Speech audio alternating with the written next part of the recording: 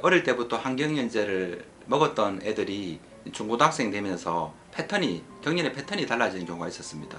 경련의 패턴이 달라져서 예전에는 간헐적으로 이렇게 자다 가거나 아침에 일어나서 하거나 이런 거였는데, 아무래도 호르몬이 왕성해져서 그런지 몰라도 과당이 있어요, 과당. 그래서 쇄골이 깨지거나 아니면 째지거나 이런 경우가 있고, 급작스럽게 증상이 증가하면은 환경인제를 한두 알을 몇 년 먹던 애들이 갑자기 정량을 합니다. 두 알, 세 알, 네 알, 다섯 알 정량을 해버리면은 부모님이 부축하고 올 정도로 확 처져서 와요.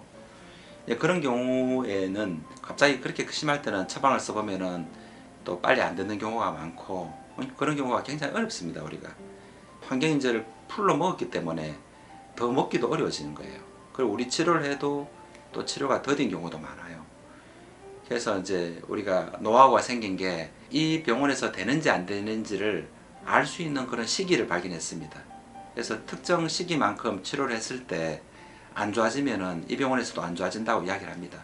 환경인제를 7년, 8년 이렇게 장기간 복용해서 경련도 반복하고 있고, 그 다음 더 중요한 거는 인지가 저하된 애들은 적어도 한 6, 7개월, 빠르면 한 6개월 정도 만에 안 되는 애들은 앞으로도 이 병원에서도 치료해 줄 수 없다고 저는 미리 이야기합니다.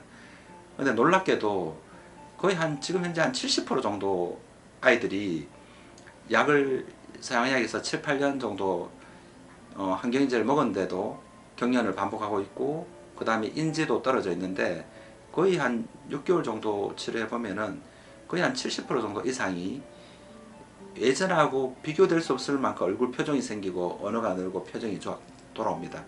그래서 치료 자체를 한 7, 8년 정도 환경인제를 먹었던 애들은 경련이 심한 애들이 또 있는 반면에, 경련은 별로 안 하는데 가끔 하는데 인지 발달이 너무 약물에 의해서 너무 떨어진 경우가 많아요. 그래서 우리는 치료 방향을 바꿔서 경련 치료라기보다는 발달 치료하는 처방을 2번 쓰게 되고, 경련을 완화시켜주는 심장약을 한번 씁니다. 이게 노하우죠.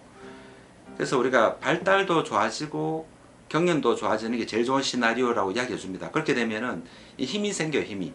눈빛도 생기고. 그래서 눈빛을 찍어요, 사진을. 예전에 우리 하도 많이 찍었는데 신기해서 지금 당연하니까 이제 안 찍습니다. 당연히 좋아질 거기 때문에. 적어도 10명 중에 7명 이상은 한 6개월 이내에 눈 풀린 것도 돌아오고, 표정도 돌아오고, 혈색도 돌아오고, 말도 늡니다. 걸음걸이도 많이 좋아져요. 특히 두침을 맞고 이렇게 걸어보라 하면은 확실히 걸음걸이가 많이 좋아져요. 못 걷는다고 다리 찌르고 이렇게 팔 찌르고 이러지 말고 두침을 응용해 보는 게 굉장히 중요합니다. 이거 보고 계신 한의사분들도 두침을 많이 놔보세요. 두침 많이 놔보면은 보행 회복이 굉장히 빨라집니다. 두침을 놔는 요령이 있는데, 머리는 다 딱딱하잖아요. 근데 손으로 잘 만져보면은 좀 뭔가 홀을 발견해요. 홀. 뭐 쏙도 가는 느낌 받습니다. 쏙도 가는. 그 홀을 찔러보면은 머리에 통증도 없고 더 가는 느낌도 굉장히 부드럽습니다. 이게 이제 많이 하다 보니까 알게 된 거예요. 손이 아주 민감하게 머리를 잡으면은 홀을 한 4홀, 한 5홀을 발견합니다. 고기 자극해주면은 애들이 어지럼증으로 쓰러지는 것도 없고, 그리고 눈에 띄게 표정이나 발음도 늘고 보행도 많이 개선됩니다. 그래서 애들이 뇌전증으로 오는 애들 중에서 발달 부분이 굉장히 취약한 애들은 침치료를 반드시 같이 권하고 있습니다. 그래서 뇌전증과 발달장애는 별개의 병이 아니고, 뇌전증이 있을 때 우리 중추신경을 억제하는 환경인제를 또 장기간 복용하면은 또 발달장애가 겸하는 경우가 있기 때문에, 그런 경우에 인지력이 너무 많이 떨어지면은 혈액순환하는 약, 우리 본원에서 혈액순환약을 발견하게 됐고, 혈액순환하는 약을 주로 치료약으로 쓰고 있고, 이제 장기간 복용해도 경련이 안 잡히는 경우는 심장을 완화시켜주는 처방을 쓰고 있습니다.